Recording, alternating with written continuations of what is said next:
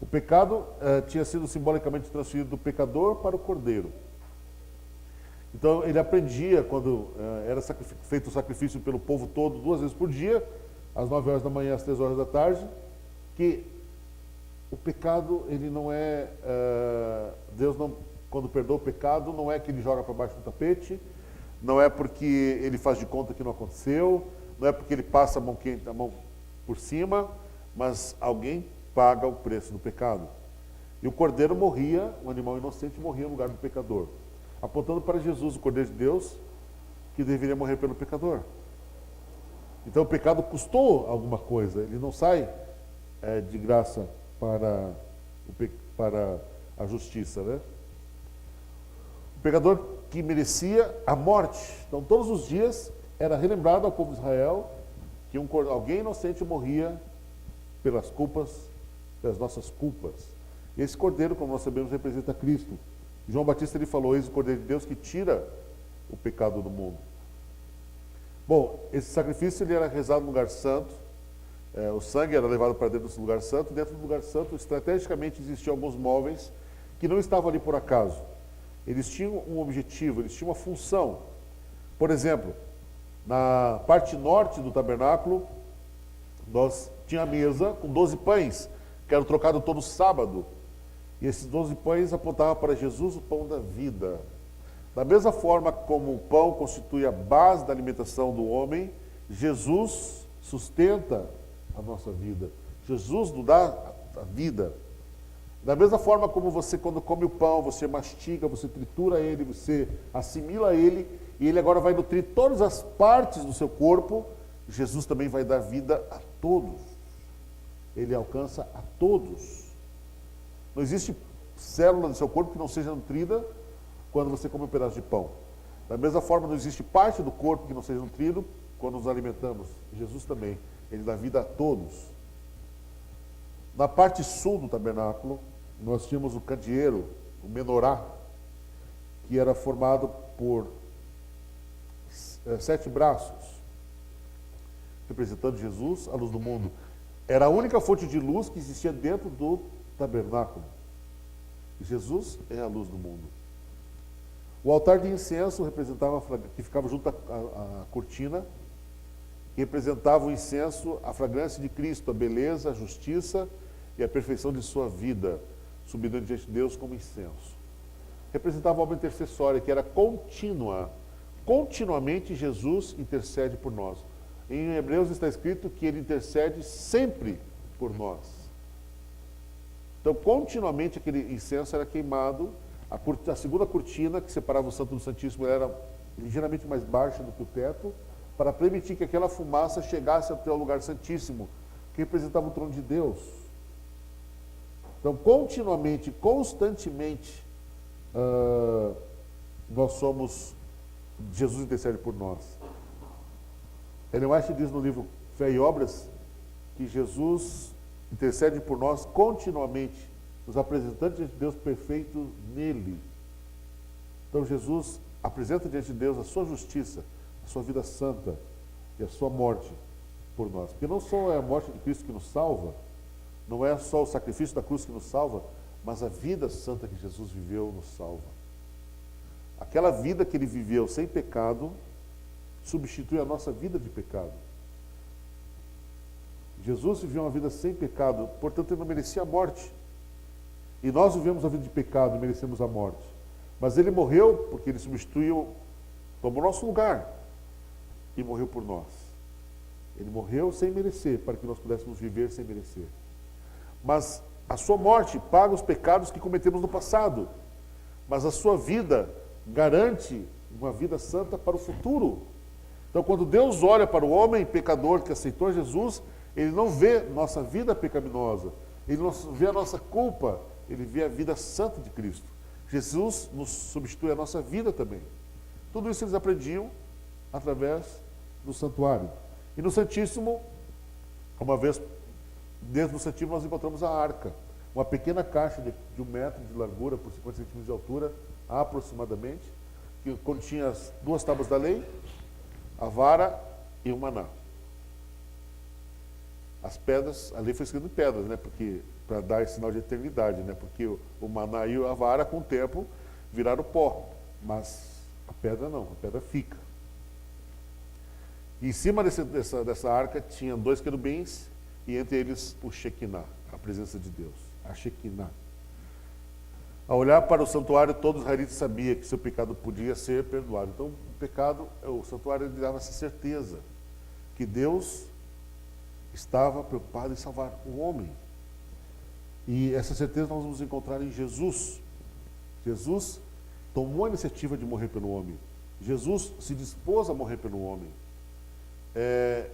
E eu fico às vezes imaginando aquelas pessoas que pensam que alguma ação, alguma obediência, alguma coisa que ele faça pode completar a obra de Cristo, pode acrescentar alguma coisa à salvação de Cristo. E eu fico pensando assim, será que ela não sabe que quando Jesus morreu na cruz há 2000 anos atrás, nós nem existíamos? Portanto, ele não esperava de nada de nós. Ele não esperava que nós obedecêssemos para completar, para fazer alguma coisa para merecer a salvação. Ele morreu, independente de nós aceitarmos ou não, ele morreu e oferece agora para todos que querem aceitar essa salvação. E nós não podemos fazer nada para mudar isso, nem para o lado mal, nem para o lado negativo. Nós não podemos acrescentar nada ao sacrifício de Cristo, porque o sacrifício de Cristo é perfeito.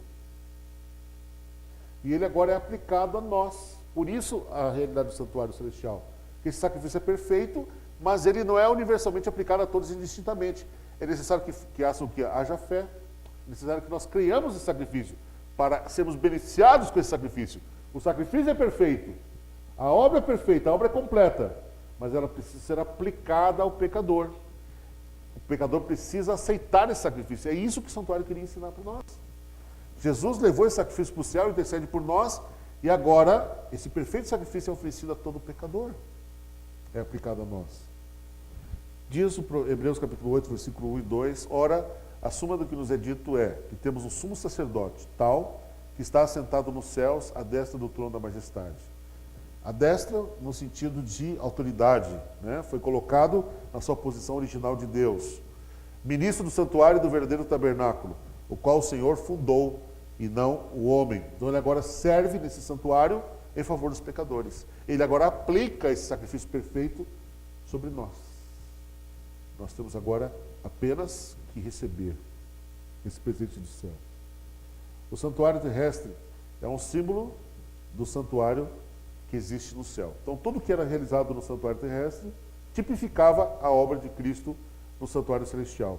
Da mesma forma que no primeiro compartimento, durante o ano todo, era feita a obra de intercessão, e no segundo compartimento era feita a obra de juízo, da mesma forma, Jesus passou 1810 anos fazendo a obra de intercessão, e junto, em 1644, nós vamos ver no próximo estudo, ele começa a obra de juízo, paralelo à obra de intercessão. Ele não abandona a obra de intercessão para julgar, não, ele continua intercedendo pelo homem, mas agora começa um processo de juízo.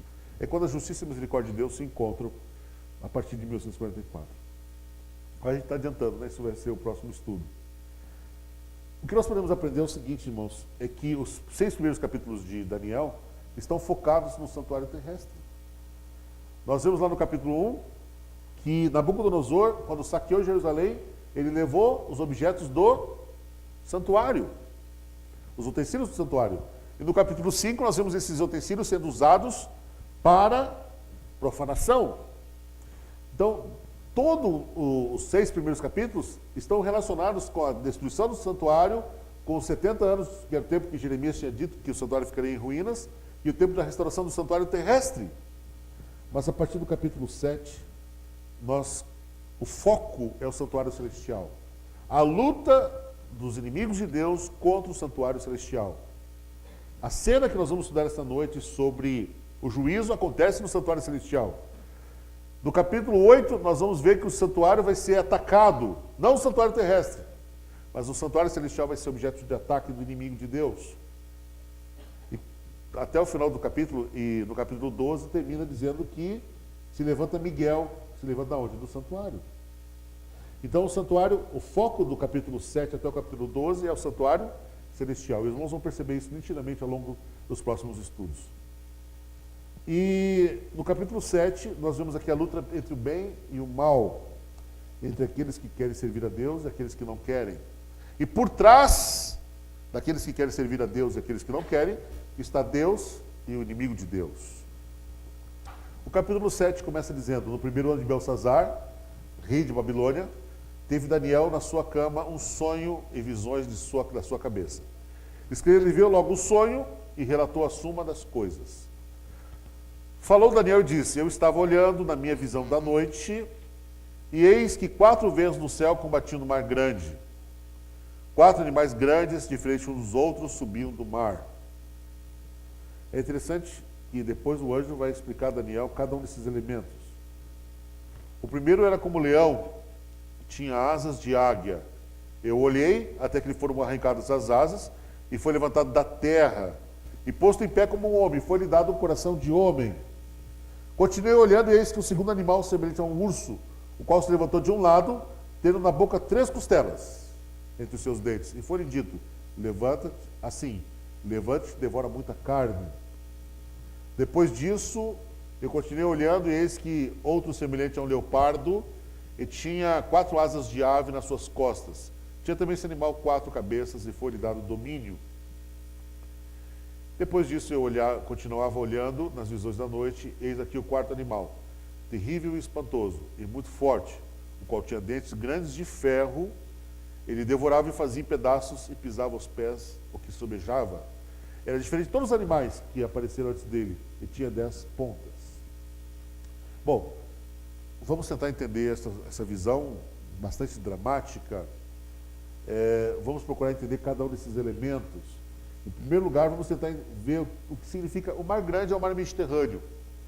Os 4 reinos representam os quatro animais representam 4 reinos. E a tempestade que está acontecendo no mar Mediterrâneo são os conflitos entre essas nações. Todos esses 4 reinos que nós vamos estudar essa noite foram banhados pelo mar Mediterrâneo. Todos eles tinham parte dos seus domínios sobre o mar Mediterrâneo. É por isso que essa tempestade acontece no mar Mediterrâneo. Em Apocalipse, capítulo 17, versículo 15, nós lemos que na profecia a água representa nações, povos e línguas. Diz assim: falou-me ainda: as águas que viste, onde a meretriz está assentada, são povos, multidões, nações e línguas. Então, se nós temos o mar Mediterrâneo retratado aqui, o Mar Grande, nós estamos falando dos povos que margeiam este mar, os povos que vivem em volta deste mar. Apocalipse capítulo 7, Daniel capítulo 7, versículo 17, quando o anjo explica para Daniel cada um dos elementos da profecia, ele diz o seguinte: esses grandes animais são 4 reis que se levantarão da terra. Dá para perceber o paralelo? No versículo 2 ele diz assim, eis que 4 vezes o céu agitava no mar. Verso 3, 4 grandes animais, diferentes uns dos outros, subiam do mar. Verso 17, esses 4 animais são 4 reis que se levantam da terra. Percebe? Lá os animais estão se levantando no mar. Na explicação diz assim, estão se levantando da terra. Por quê? Porque o mar representa a terra habitada, a terra com os povos. E ele explica que esses 4 animais, no versículo 17, são 4 reis. Mas não pessoas, são reinos. Porque no versículo seguinte ele diz que o 4º reino, o 4º animal é um 4º reino. Então, portanto, são 4 reinos. E os ventos representam tribulações, conflitos, discórdias. Jeremias capítulo 49, diz assim, Jeremias 49, versículo 36 e 37.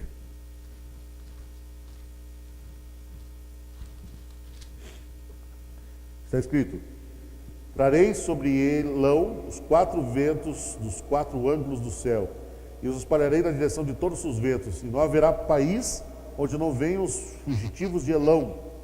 Farei tremer Elão diante de seus inimigos, e diante dos que procuram a sua morte.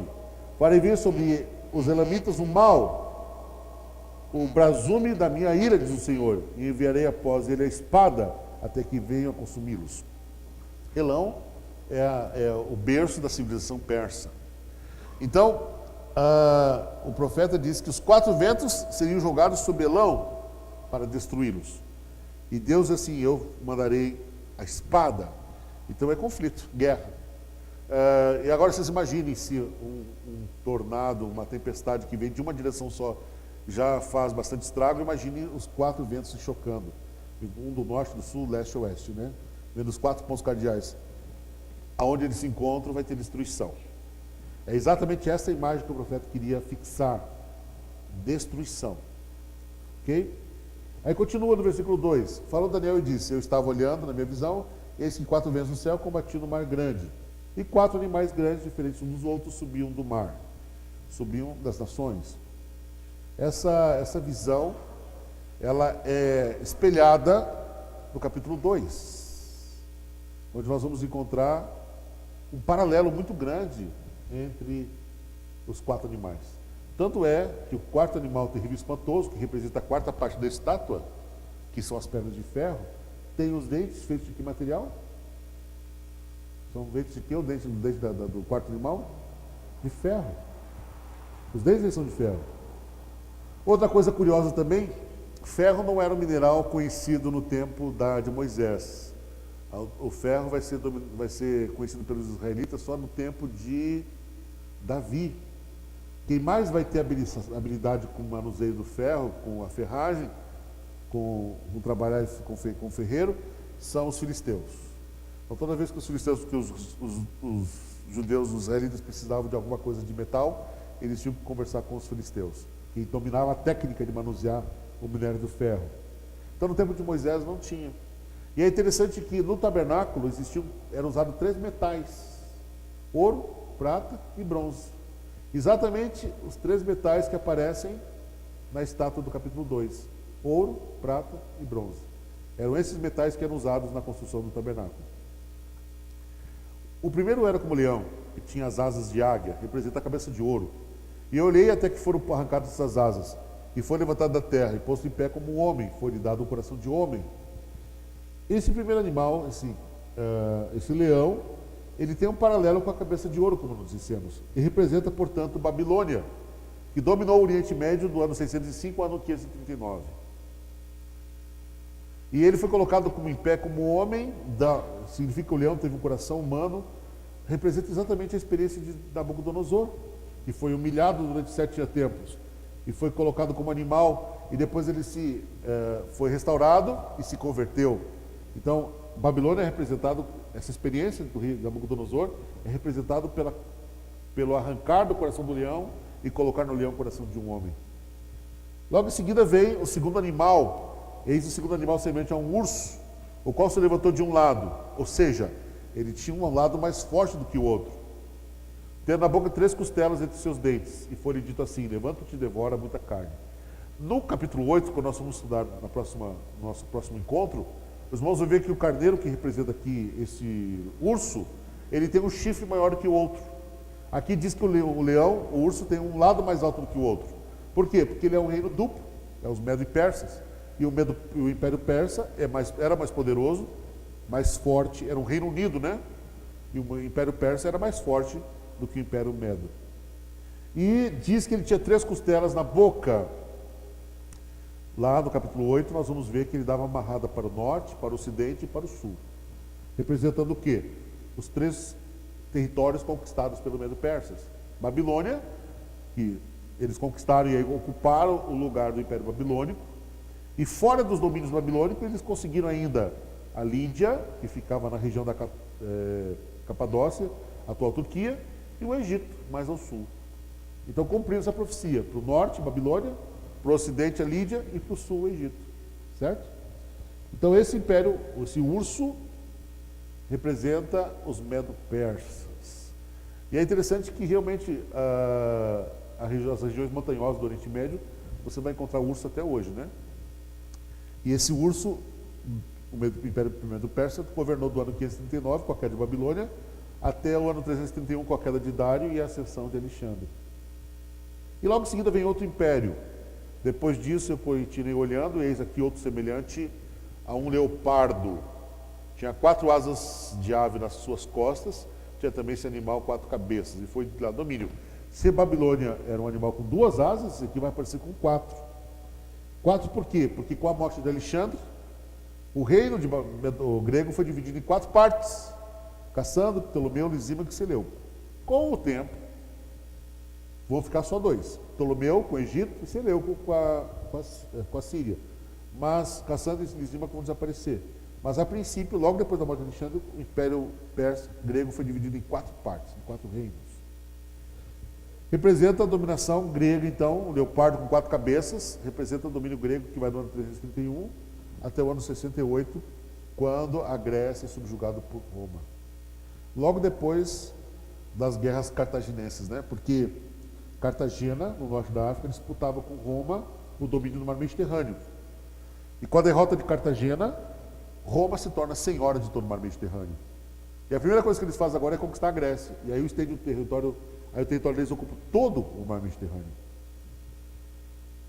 E aí surge, na ordem histórica, o 4º animal. Depois disso, eu continuava olhando nas visões da noite, eis o 4º animal terrível e espantoso, e muito forte, que tinha dentes grandes de ferro, que remete à estátua com as pernas de ferro.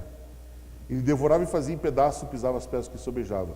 Era diferente de todos os animais, quer dizer, Daniel não encontrou paralelo. Os animais que ele tinha visto até ali eram parecidos com os animais que nós conhecemos. Todos eles diziam assim, semelhante a um leão, um semelhante a um urso, um semelhante a um leopardo. Mas esse aqui não, esse aqui ele não encontrou um paralelo animal, nenhum animal parecido na natureza com ele. E diz que ele tinha 10 chifres. Representa ele o Império Romano, o Império dividido. Então, que foi até o ano 350, que começou a sua queda em 351 e concluiu-se com a queda de Roma no ano 456. Então, veja bem, nós temos aí Daniel, capítulo 2, 4 metais: ouro, prata, bronze e ferro. E no capítulo 7 nós encontramos 4 animais: leão, urso, leopardo e um animal terrível e espantoso. No animal terrível e espantoso, nós encontramos 10 chifres. E na estátua nós encontramos 10 dedos. Nos 10 chifres, nós encontramos um chifre pequeno. Depois da manifestação do chifre pequeno, vemos uma cena de julgamento. E finalmente Jesus recebendo o domínio sobre o mundo, sobre o universo. E todos esses fatos descritos no capítulo 7, a dominação do reino pequeno, do chifre pequeno, o julgamento, o início do julgamento no céu e a dominação de Cristo, é resumido do capítulo 2, com a rocha que destrói a imagem. Estando eu considerando as pontas, eis que uma delas, dos 10 chifres, ou seja, se Roma no ano 476 chegou ao fim, a Roma ocidental, né, porque Roma se dividiu em 2. A Roma oriental, em Constantinopla, vai durar mais 1000 anos ainda. Vai até 1498, com a queda do Império Romano do Oriente. Mas a Roma ocidental chega ao fim aqui. E no lugar da Roma ocidental, a Europa toda é fragmentada. Antigamente existia um império só que durou 1000 anos e agora vai se fragmentar em vários reinos. E ele conta: estava eu considerando as pontas, eis que ela subiu outra ponta pequena, diante da qual 3 das pontas primeiras foram arrancadas. Eis que nessa ponta havia olhos como olhos de um homem e uma boca que falava grandiosamente. A pergunta que fica é: o que faria esse pequeno chifre? Segundo o texto de Daniel, capítulo 7, versículo 24, o anjo explica: quando as 10 pontas daquele mesmo reino se levantarão 10 reis. Ou seja, no Império Romano, com o fim do Império Romano, a Europa ia se dividir em 10 reinos. Na verdade, a Europa se dividiu em mais de 30 reinos, mas seriam 10 os principais, que dariam origem aos países da Europa atual: Portugal, Espanha, França, Inglaterra, Itália, Alemanha. E depois dele se levantará outro, o qual será diferente dos primeiros, e abaterá 3 reis. Então, este reino seria diferente dos outros, porque os outros eram poderes políticos, e este reino não, ele era um poder religioso. Tanto é que no versículo seguinte ele explica qual seria a obra desse reino. Ele proferirá palavras contra o Altíssimo, blasfemará contra Deus, destruirá os santos do Altíssimo, perseguirá o povo de Deus, guardará de mudar os tempos e a lei. Quem é que pode mudar os tempos? Daniel capítulo 2, versículo 22 diz assim: